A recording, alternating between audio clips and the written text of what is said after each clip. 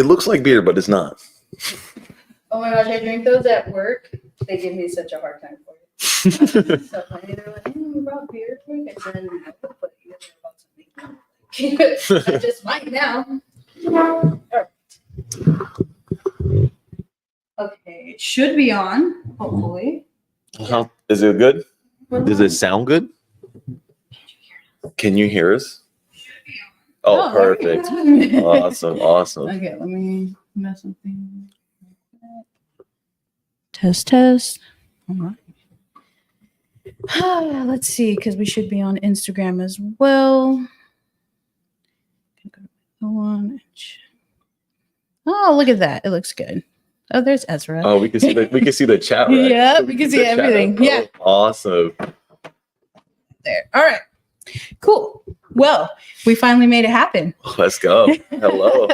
What is up? This is Marissa, the Fight Culture, with the Fight Culture podcast. Today, I am joined by itzz.elleon himself. Hello, everyone. Mr. Hello. Berto. Hello. How's it going? I'm doing fabulous. A beautiful Saturday. Just got done with morning training with Coach Ezra. So I'm feeling pretty relaxed right now. Got some training in the afternoon, but I'm feeling good. Thank you for asking. Good. So if you guys can see this poster in the middle of this table right now, you got a title fight coming up June 15th in Washington. Yes, Seattle, Washington. But here's the thing. It's so funny story about this fight. So it says Seattle, Washington. You know, we booked the flight tickets. It's going smooth. And then I didn't type in the casino that we're fighting at, right? And then I type it in. We got the tickets already. We're going to land in Seattle, Washington. And then I look to see how far the casino is. I'm thinking like 20, 30 minutes max, right? This casino is 2 hours away from the airport. So now we got a little bit of a drive. But yes, coming up June 15th. I'm so excited. It's going to be an awesome fight. They said, let's make him a little bit tired before he gets here. Okay, good to hear. You got a title fight coming up. I mean, you've been doing so well. What's your record now? AMI record is 5-0. 5-0. Thank you, God. Yes. Wow. Undefeated. And when I've seen you fight twice at Legends. One of them was your last Legends fight. Okay. Wow. Oh my That's God. all I gotta say. Thank you. Wow. Thank you so much. And again, want to emphasize your coach, Ezra. Ezra is probably on the list of my favorite top 5 regional coaches. Ezra, if you're watching. Great coach. You know, he's done so well with you guys, all of you. And so when I seen him at the last Legends event, I, went up to him, said, "What's up?" Seeing that you were fighting. And I was like, oh, this is going to be a good one, because I had seen some of your highlights before that. Thank you. And so you went out there, and when I was talking to your opponent earlier, Tyler, I mentioned that you guys all kind of have this same style. But not only that, you guys kind of all carry yourself the same way, the same aura, the same, energy, and it matches exactly what Ezra is and what Ezra represents. Absolutely. So talk to us a little bit about that. Talk to us about how you met Ezra, how you got to working with him, and where you're at now because of him. Oh man, that starts we just hit a year. Me and Ezra actually just hit a year, April 18th. So not too long ago, about a month ago now. Man, we started all the way since last year, but I came from a different team. Actually, I came from Muay Thai Lao, Sacramento. First my career started 2 years and almost 2 years, 10 months ago. I was at Alim's Muay Thai with Mr. Agi Yala in his garage. Actually, my career started there. And then Agi moved away, but he wanted to still train us. So we converted into MTL. And then we stood at MTL I was at MTL for about a year. And then Ezra, how did I find Ezra, right? Or how did the world align us together, right? So I was at a Sacramento PKB, and I was actually talking to Big Jack, Emil Rizzoli, one of my good friends of mine, another great heavyweight. We were talking, and he said, Ezra, this great coach, he works great with heavyweights, this and that. And I was like, who's Ezra? Me being so new to the community, I didn't really know a lot of people in the community, or coaches. I was like a baby basically in the community. So I'm chilling on this PKB in Sacramento, and then I see this tall figure. And I feel like that's everyone's first reaction to see how tall he is, right? And the hat. Oh, the Peaky Blinders hat. Don't even get me started with the Peaky Blinders hat. So much swag, right? I see him and I'm just like, man, this guy is tall, right? And then Emil came behind my shoulders and said, yeah, that's him. That's what I'm talking about. And I was like, oh, okay. And it was like a very brief moment. And then my ADHD kicked in and like I distracted with something else, right? But that was like my first visual of Coach Ezra. A few months go by and then the switch happened. I remember walking into, no, even before that. This is the crazy part, right? I messaged Ezra on Instagram. And I said, hey, coach, I was wondering if I could talk to you about moving forward with my career under your name. And the first thing he says to me is, I'll see you tomorrow at 8 p.m. at USC Gym Rock. Nice. Nothing, right? Just straight to the point. And I'm just like, yes, sir. I'll see you there tomorrow. And it was just to talk, not train or anything yet. I pull up with my boxing coach, Ipo Boxeo. Oh my God, I'm so sorry. I can't pronounce his last name. Right? Arturo Leyva. There you go. I got it right. We pull up to the gym together. And I see Coach Ezra again, and he sits me down at the table, and the first thing he asked me, not even a hello, he goes, what's your goals? What do you want to do? What do you want to do with this sport? You know? And the first thing I said to him is, I want to go pro. I'm going to go pro. Like, this is my dream. This is what I do. This is my life. You know, I want to fly under your name, and I want to get taken to the next level. And again, straight to the point. He said, I'll see you tomorrow at 6:30 p.m. for practice. Nice. Straight to it. Very straight to the point. And April 18th, first day of practice, I show up and just, man, that coaching style that he has just was so like, I would say like eye-opening because it was new to me, you know, two different styles from my old coach to my new coach. But it was just, I was like, I'm into it. Let's do it. And like 10 minutes in, you know, I was telling everyone, I'm gonna sign up. Where do I pay my gym dues, right? And that's how we got together. So then now we're working together. We're like 3 months in. I was supposed to fight Ernesto on the first A1 Muay Thai card, but we agreed on a fight weight that we did. And being a heavyweight, you know, anything over 200, you should fight. You know, we're heavyweights. We're not a certain weight class, right? Yep. Me and Ernesto, we agreed on a fight weight 3 months ago or 2 months ago before we had the fight even announced. And 3 days out of the fight, their team pulls out because of the weight issue. 3 days out of the fight. And I was just like, okay, it's all good. No worries. Time will tell. Then me and Ezra's first fight happened in WFC in Lake Tahoe in August. I pulled up with Ezra. It was a very short notice fight. It was like less than 2 weeks. But we went out there, dominated, got the win over there. And it's just been an upward spiral. And then also Art is now part of the team, man. So good to have him with me as well because he started with me. Right. So it's good to have like also my right-hand man, also now part of Ezra's right-hand man, you know? And it's such a good, it's like a 2-for-1 package. So that's where we're at now. Yeah. Wow. What a story. What an origin. Ezra's a great coach, and it's really cool that, you know, the stars aligned the way they did, because he's definitely one of those people that are like you said, straight to the point. And I think that is what's very necessary and what's missing from the game nowadays is enough of the coddling. Let's get to work. And again, that's why he's like one of my top 5 favorite coaches in the region. He's just like my coach, and I think that's why I was like, okay, like you're a badass.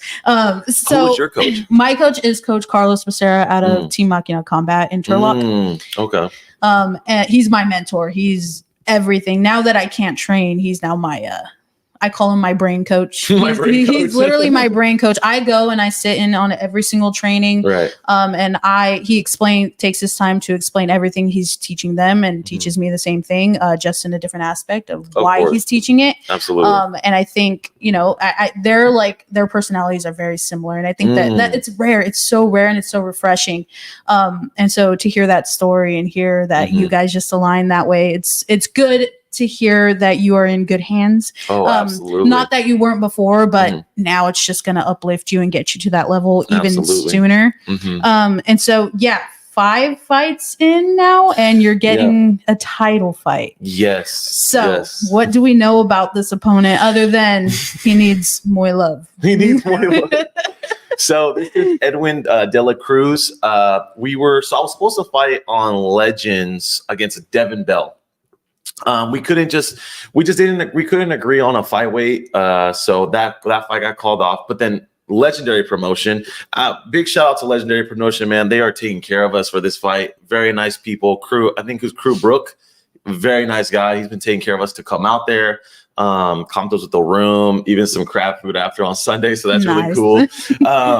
But yeah, so Edwin's name got pulled up with mine too. And Edwin has a big following on Instagram as well. So when these two names were colliding, I was just like, oh yeah, this is a game fight. Edwin, I've seen some of his things on Instagram and he's knocking dudes out. And I was like, you know me, I want big fights. I want my, when I'm out of this world or when I retire, like I want to be remembered for my legacy. Like, the title's great. The title's amazing. Like I'm so blessed that it's a title, but it's like the big fights, in my opinion, is what makes your name stand out. Right. So Edwin's name, we're going to fight, came up. So we're going to fight on June 15th for the Legendary Promotion title. This is going to be my first title shot. I won the U.S. National Class B title two weeks ago. So I wasn't supposed to be in Class A, but then there was nobody in Class A. So then me and Class B, the guy in Class B, we decided to fight, and I got the Class B title. I will be back for the Class A though, for sure. But yeah, I'm so excited to fight Edwin. He has a big following. I got my crew. He got his crew.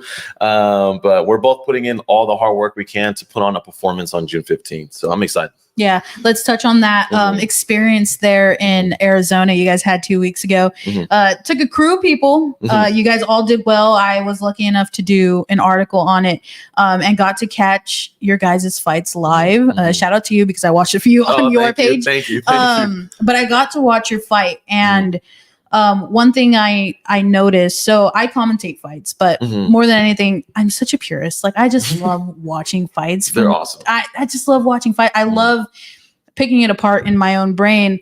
When watching you fight this, a couple of weeks ago, I noticed this guy really thought he could just overpower you. Yeah. Like he's like, I'm just gonna hang on to this dude. Let's go. And this is what I told Tyler as well. That's how a lot of people approach fighting you guys is I'm going to just overwhelm you guys. And it doesn't work because of the way you guys strike. Tyler mentioned in his first fight that he didn't throw a lot of punches because he said he felt like his hands were stone and his opponent was a lot taller as well. That as well. Yes. And so both of you guys, the way you guys strike is it's like you use your kicks as hands. Like your kicks are like your guys' hands. It's really impressive. And it's definitely a way to eliminate the threat of an overwhelming, like I'm going to come and swarm you with overhand kind of opponents.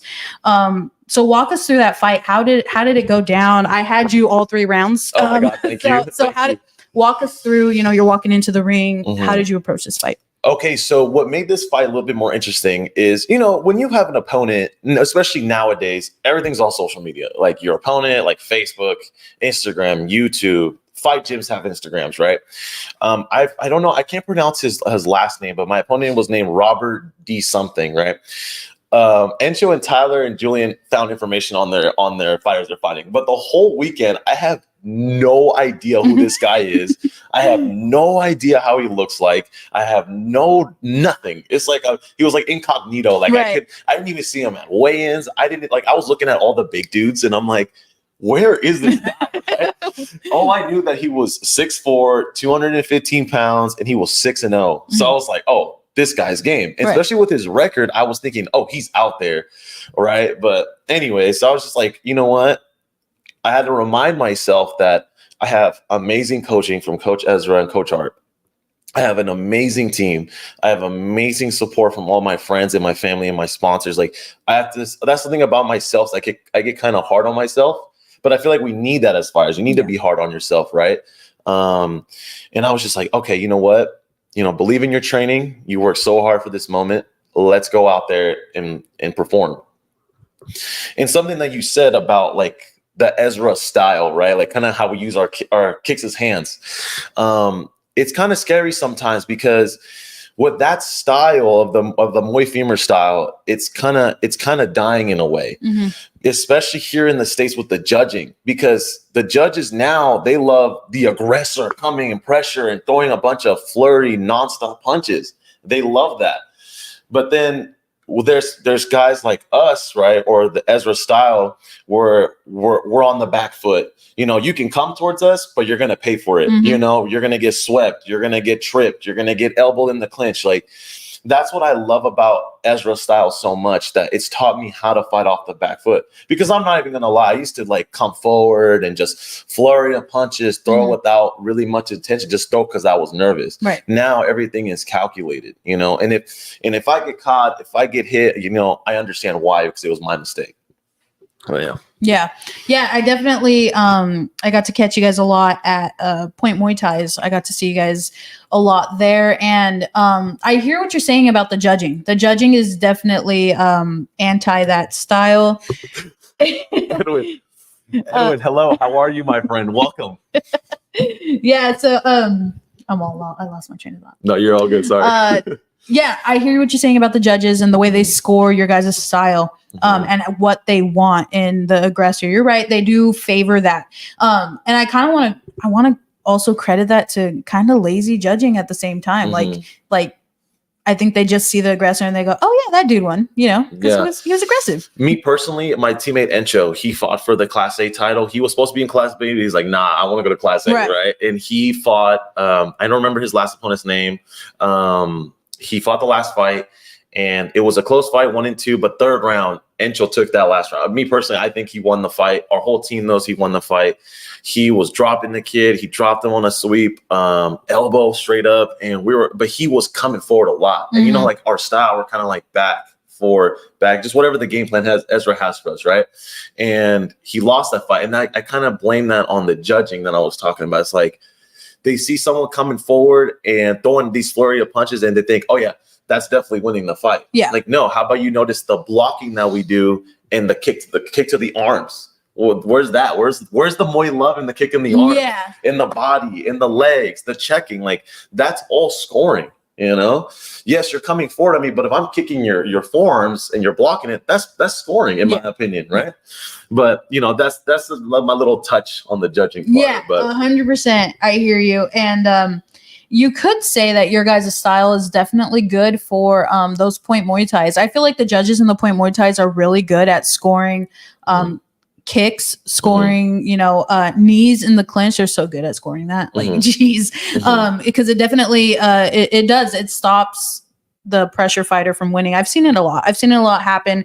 I've seen you guys win a lot out there in the Point Muay Thais. So it definitely, if it's in favor there, but I think because those guys kind of have that want to pay attention, whereas judging in like a ring, I feel like they just lose it. Like they're like, they're not really there. They're not really there scoring as they should, probably hoping for a knockout. You know, again, in my opinion, lazy judging is what I've seen. So that brings me to our next topic. No, what's up? PKBs. Oh, my PKB career. Okay. Let's go. Tell us about it. Okay. So I'm in A-Limbs Muay Thai with Coach Agiyala. And he knew, let me actually bring it back just a little bit. I'll be quick on it. That career, how did my career even start, right? You know, it's 2021, July of 2021. I'm having a midlife crisis. Like, I couldn't come back from baseball because I was a baseball player my whole life. You know, I was trying to go to college for it and everything, but then I tore my knee and I gained a lot of weight. I got like super depressed. My mental health wasn't straight. Like, yes, I'm smiling in the outside world, but like I wasn't good inside, right? There was just so many like negative things happening in my life. And then it's mid-July. I'm living on my own. I'm sitting in my apartment floor, looking at the ceiling, like, what am I gonna do with my life, right?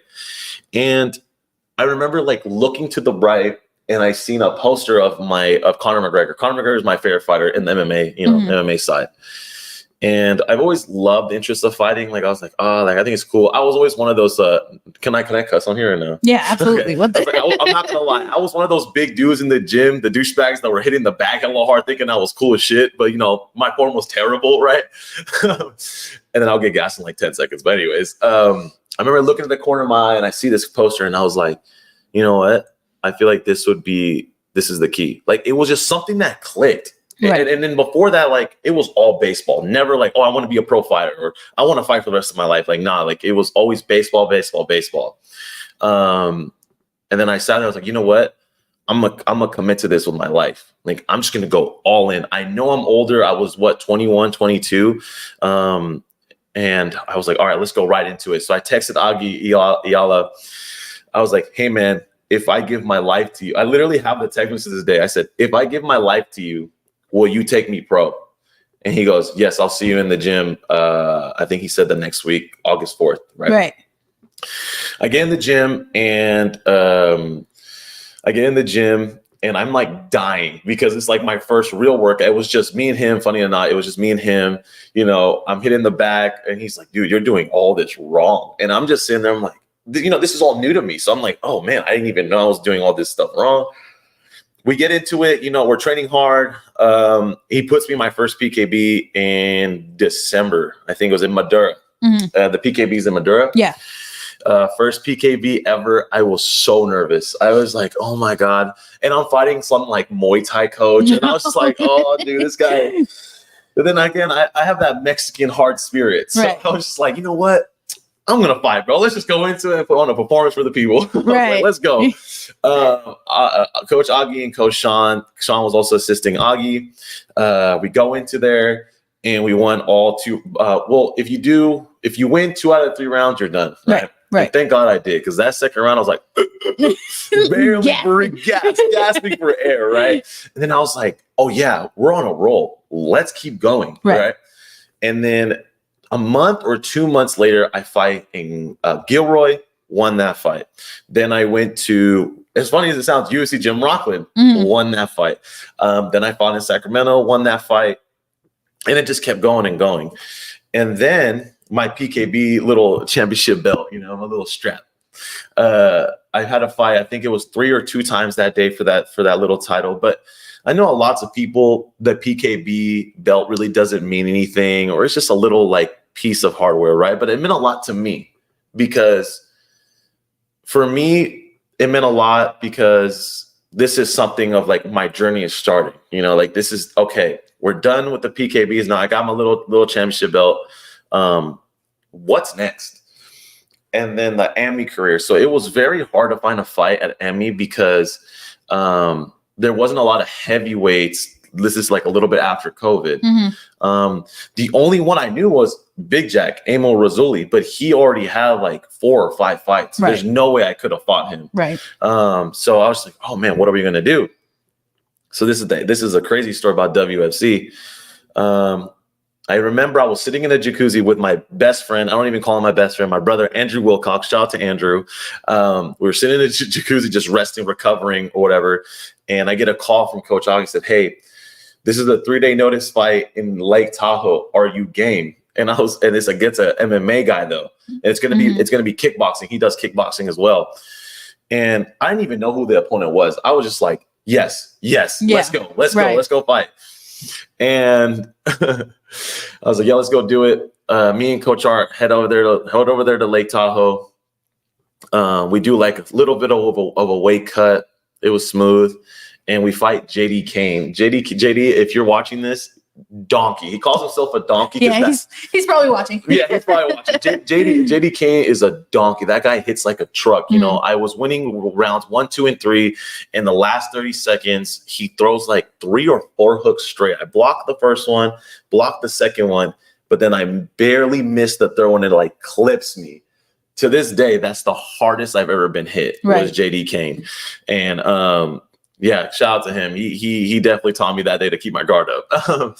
But then it's so funny because the next week I fought another amateur against Yusuf Kamaru. Mm-hmm. Fought him in Sacramento in the DoubleTree. That's the only time I ever fought in Sacramento. I wish I can fight in Sacramento again. Oh my God, that would be a blessing if I can fight in Sacramento to bring the Sacramento crowd. Beat Yusuf in back-to-back weekends. I had amateurs, but then it was just like a big long pause after that because there was no fights. Right. Dang. Yeah. Woo. Well, okay. So I can attest to Mr. James Delsid does hit pretty hard. JD Kane. Yes. So you know him? Yeah, I know him. Okay, I know him. okay. You know JD. Yeah, so he's a good guy. So that's really cool that you got to have that experience with a fighter such as that for your first fight. Like, that's really cool. Mm-hmm. But before we move on from the PKBs, Mr. Homie over there, a PKB is point kickboxing. Sorry, your friend. No, you're good. You're not your friend, your opponent. Yeah, no, opponent buddy. It's a point kickboxing match. Yeah, go ahead and Google it. But before we move on from that, does PKB apply to your amateur record? Oh, do you think it should? Should it not? Okay, so I seen your poll. My poll. Okay, so this has been a big topic I've noticed the past I think 2 weeks. The USMTO actually did a podcast with Mr. Johnny Davis, and that was an insane podcast. I highly recommend those who haven't watched it to go watch it. It's a really good one. Should it count on your AMI record? I was having multiple conversations with people. Me personally, right? And also with the USMTO, what I found so interesting, right, was in my own opinion, I feel like the PKBs, I'm in the middle. Yeah. I'm in the middle because, when I fought Emmy for the first time, it was a totally different game. And I was gassed in the third round because I never even passed the second round in a PKB, right? I was gassed. Like, we're actually trying to take each other's skulls out, right? So in a PKB, yes, you're hitting hard, but it's like you're also not trying to really, really knock out a person because it's semi-contact. Yeah, right? you can't. You can't. And if you do, it's maybe by accident or just a hard hit on somebody. But should it count? I'm like more in the middle. I was just talking to a buddy of mine, Edgar, this morning about like Thailand, because I just got back from Thailand like 3 weeks ago. I was out there for a month, and I was studying the culture, right? Like, how do these kids fight from 5 years old? They're fighting with no shin pads, no headgear, no elbow pads, and they're throwing these things with all their violent. And it's kind of crazy because why here in America we change it up, even though that's the birthplace of Muay Thai. Yeah. In my own opinion, so I think, in my opinion, like if you were to change things up or go back in time, I think we should have just done either amateur, semi-pro, and then pro. Semi-pro, of course, is the no shin pads, no headgear, just with elbow pads.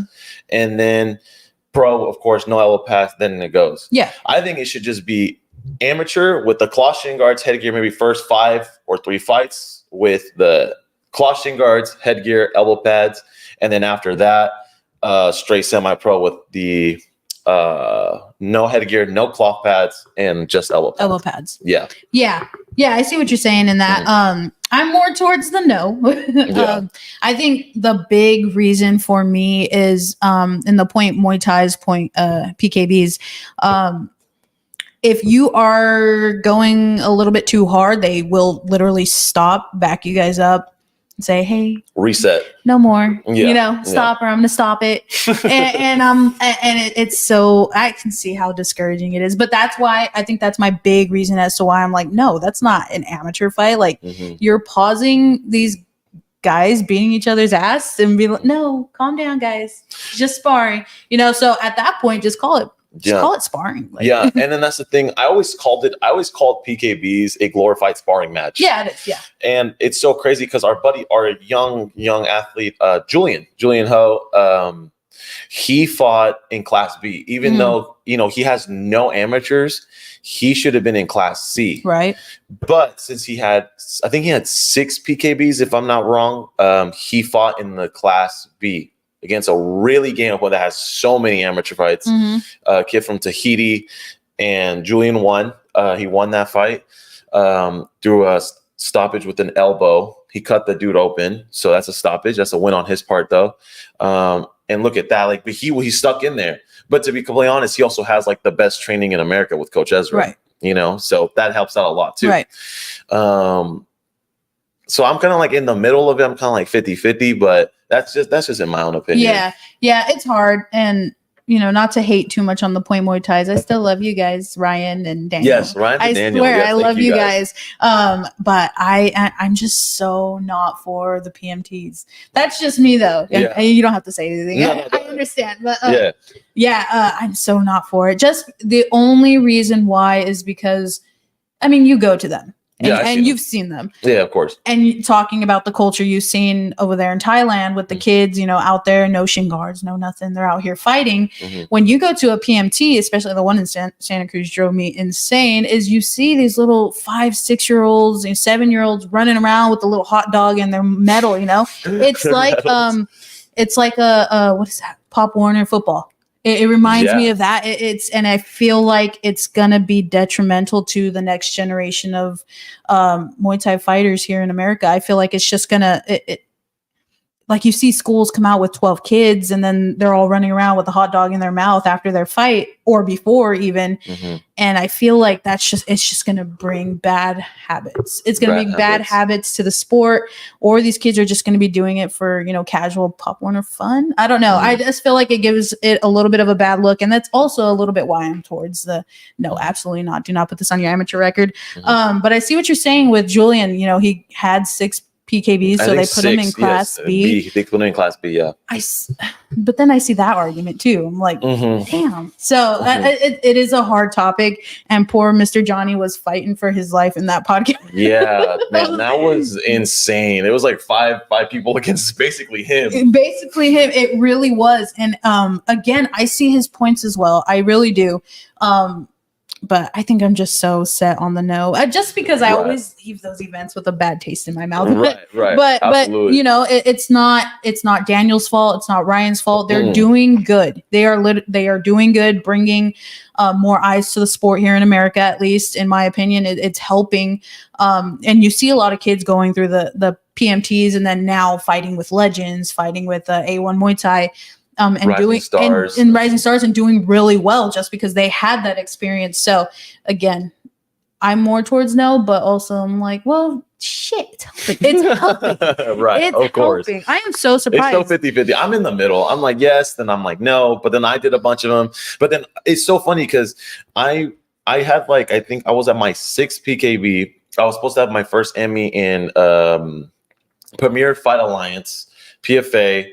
And he asked me, "Oh, what's your record?" And I was like, "Oh, 0-0. I don't have any amateurs." He goes, "How many PKBs you got?" I was like, 6. He goes, "Okay, you're gonna fight this other dude that I think he said he had like 10 fights, but they were all amateur." And I was like, "What do you mean? Like I don't have an amateur record?" He goes, "No, those PKBs anywhere outside of California, Texas are considered fights." Wow. And then I was just like, but you know me, being hard-headed back in the day, I was like, I'll fight him. Yeah, let's go. Like, bet. I'm ready. That's funny. Yeah. So, I mean, it's a good conversation to be had. And it was really interesting, the timing that they had that conversation. Yeah. But again, I mean, it's a good conversation to be had. Tell me about why Muay Thai. So you said you've seen the Conor McGregor poster. Yeah. But why Muay Thai? Okay. So why Muay Thai? To be completely real, I think it was just I didn't know much about MMA. Like I just knew, of course, like Conor McGregor and the UFC, but I don't know. I just never was really into the wrestling or the jiu-jitsu part. Like, and also because I was older, I was like, oh man, I think I'm like too old to really master these things to be fighting at a high level. And it's crazy because I met Augie at my old job, Crunch Fitness, and it was more easy just to go walk up to him and be like, "Hey, can I train with you now?" Yeah. Right. And I already had his number. So he was like, yeah, he took me in and he started training me. And that's really why Muay Thai. And I just loved it so much, like on my first day. And it just flowed, and I'm a big believer in God, and I feel like God makes no mistakes. So that's the path that he put me on. And then now it's transformed to this amazing, beautiful thing. And that's why I love Muay Thai so much. Muay Thai is so beautiful, like, especially even when I went to Thailand and got to see like where it's from. It was such a great experience. Like I thought I loved it when I was in the States. Oh my God. When I went to Thailand, I was like, okay, literally when I got back the same week, I was like, okay, when can I go back again? Yeah. I want to go back right now. Like I love Thailand so much, but it was just Thailand. I mean, excuse me. Muay Thai is so beautiful because it's like its own thing. You know, MMA, you got wrestling, BJJ, Muay Thai, boxing. What else? I think really those four that combine or other martial arts, right? But Muay Thai is just Muay Thai. Yeah. Thai boxing, you know? And that's why I love Muay Thai so much. The community is amazing. All my fights, everyone's been great. Don't get me wrong, I've met some bad people, but I've also met some great people. Right. And that's why I love Muay Thai so much. And Muay Thai is just muy beautiful. He did it, guys. He did it. So you're mentioning Thailand a lot. Tell us about the story of how you got there. I know you got a great opportunity, I think, presented to you by the brothers, the Hodges. So, you know, tell us about that. How did you get that opportunity to go out there? So, okay, this is New Year's Eve. Oh, well, let's see how I got it. So, the brothers chose 5 people, and I saw a Facebook, my one of the assistant managers at USC Gym Rockland, Pamela, she goes, "Hey, did you see the Facebook post on IKF?" I was like, "No, what are you talking about?" He said, "Wait, I'm so sorry. I'm getting my timelines all wrong. I'm so sorry, folks. Okay, let's start fresh. I won my PKB title, and I got, I think, 6 or 7 official PKBs, undefeated. That was cool. Then I went into my MMA career. But then the brothers, I guess, did this. They came out with this thing about a sponsorship to Thailand. But I didn't know nothing about it yet. New Year's Eve, this is I don't know, this is kind of off topic, but New Year's Eve, I was driving home to my apartment. I was completely by myself, and sorry, it's a very sorry. I was sitting in the car, and then I was shedding a tear because I have a lot of death around me. What do I mean by that? It's like I just lost a lot of friends. I just lost a friend to a car accident, one of my baseball teammates. So it was a rough year, you know, but I still show this happy person because I want to show positive energy to everyone in the world. Like I love everybody. I show them Muay love. Like I don't have hate for nobody in this world, no matter who's in my past or who's in my future. I give everyone love, you know? Then it came to my coming to God moment, right? Quote unquote. I was driving home from my apartment, shedding a tear. And I looked up to the sky and I said, "God, I give my life to you. I'm all in your hands. You know, I want to be your son and to follow you, this and that." Then the next morning, I get a call from Ryan Hodges saying, "Hey, you won the scholarship to Thailand." So then I was just like, yo, that's kind of trippy, right? Like I was like, that's not just me, right? Like that's just kind of trippy. And then Pam said, "Look at the Facebook post," and I got chosen. And out of the 5 people, I was the one to win it. And they said, "You're going to Thailand. Get your passport." And girl, don't even get me started with that passport. Oh my God! What a process! What a freaking process! So got that done, and then I leave to Thailand April 1st, April Fool's Day. But it was no joke. I get to Thailand. Wait, did you ask me how was Thailand, or you said how did I get there? Both. Oh, okay, Both. how was Thailand? Okay.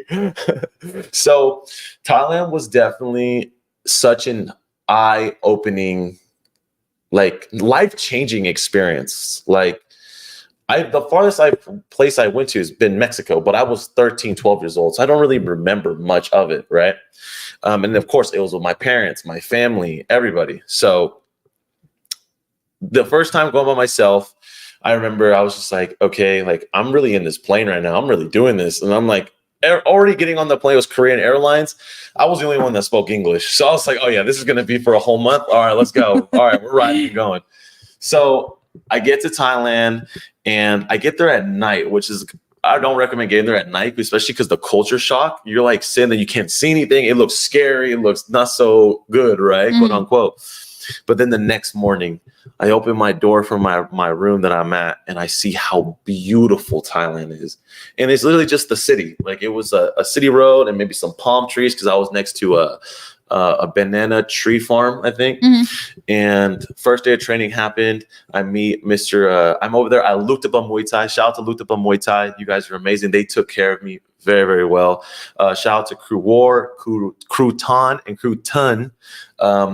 Those guys definitely shown me the one of the most real Thailand Muay Thai experience, because sometimes the Thais hide the Muay Thai in Thailand. Yeah. They really want to see if you're going to come back the next day, come back the next day after that. Okay, maybe a week. Because I noticed that. I was like, okay, the first maybe like 5 days, they didn't show me a thing. They're like, okay, let me hold paths for you and go. Yeah. But then after that, they started recognizing, okay, this kid's serious. And then they started going into detail, like, oh yeah, do this, try this.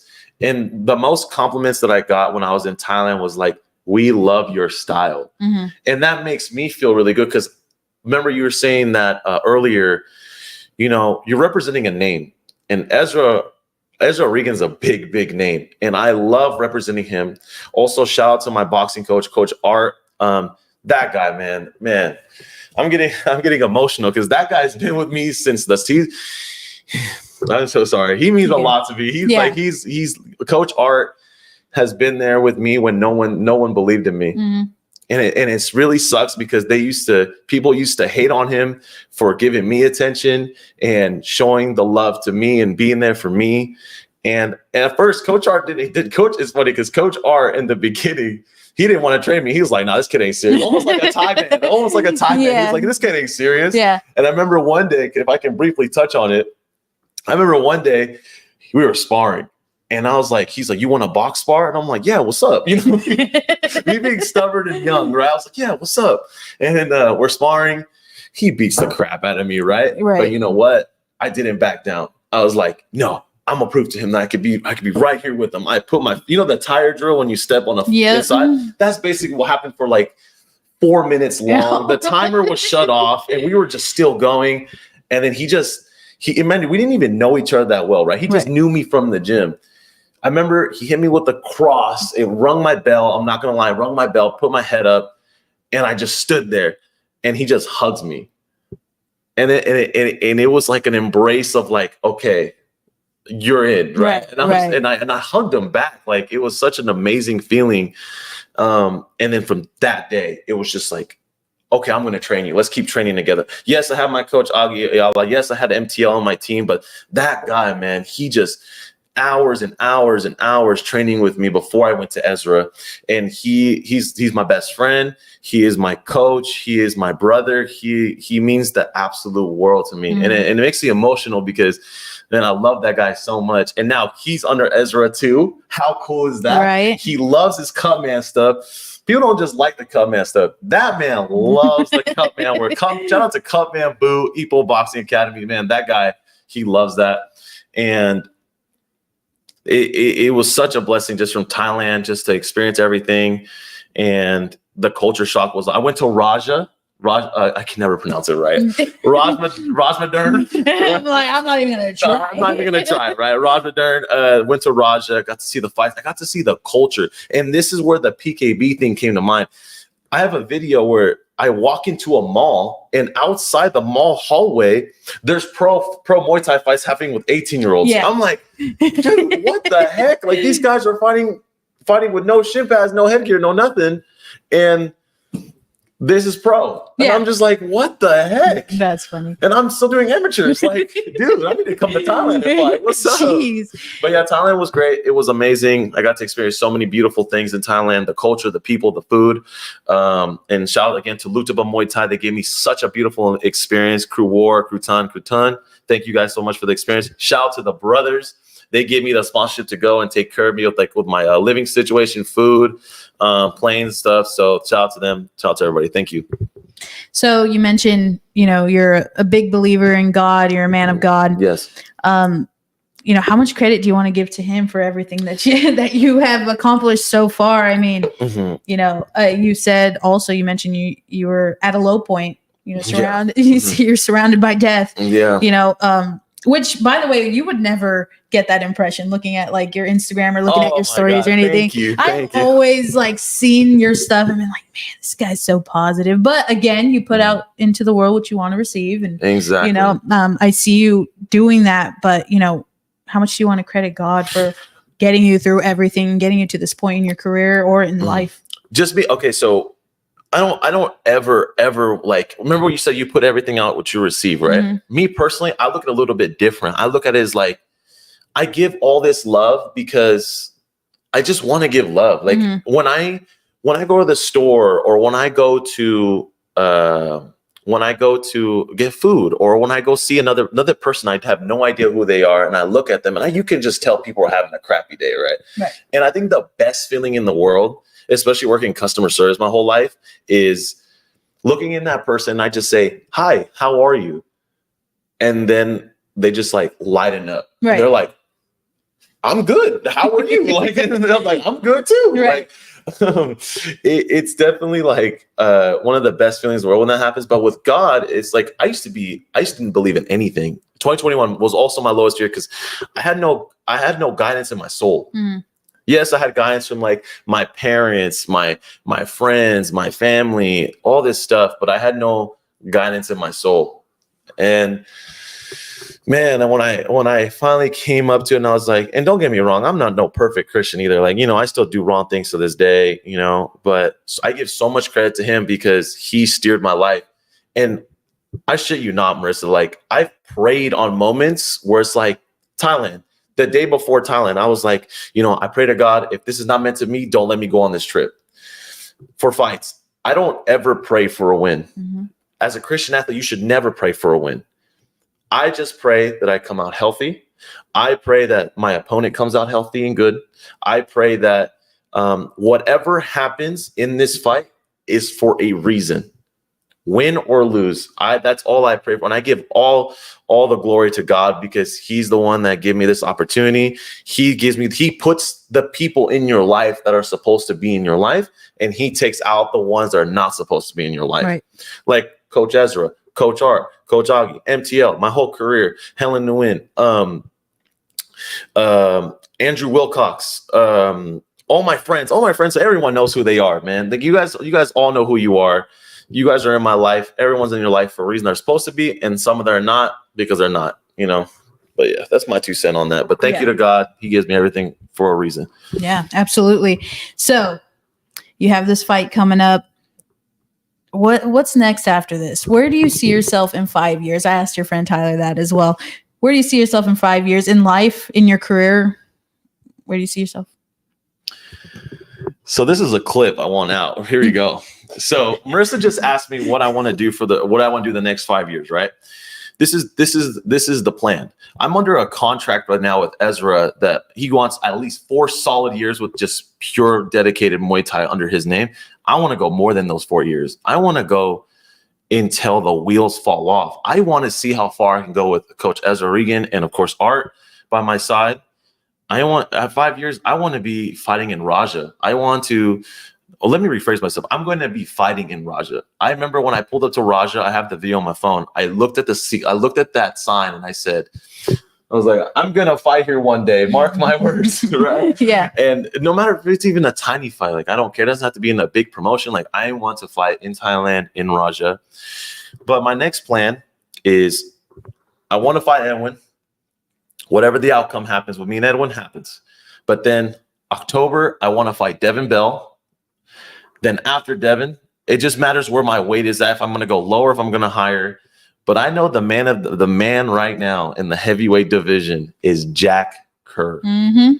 Everyone knows who Jack Kerr. I know who Jack Kerr is.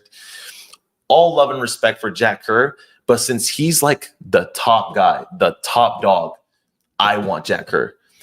But Jack has way more experience than me right now. That's all, you know, it just makes sense. Like, also, I don't want to, set up for failure either. You know, I want he has like 5 belts. You know, he's doing great things in his career. Right. And I look up to him. He's great. He's an amazing fighter. I know all his team.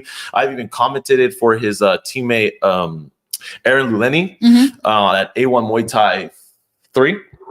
Great people, the Resistance, amazing gym, also with Eddie Abasolo. Right. Love Eddie. I love their whole team. But, you know, those are great fights. We want to see those fights. Like his last fight against Big Jack, Emil Razuli, and Jack Kerr. Who didn't know about that fight? Right. That fight was so big. Win or lose, whoever, that fight was huge. Right. Everyone just wanted to see it. Everyone just wanted to see it. And what I love about the heavyweight division is now these big fights are happening. Mhm. Which, let me ask you something. What division is the most popular right now? Bantamweight. Yes. So the 165ers. 160, yeah. With the Fight Pirate Bongo. Yeah.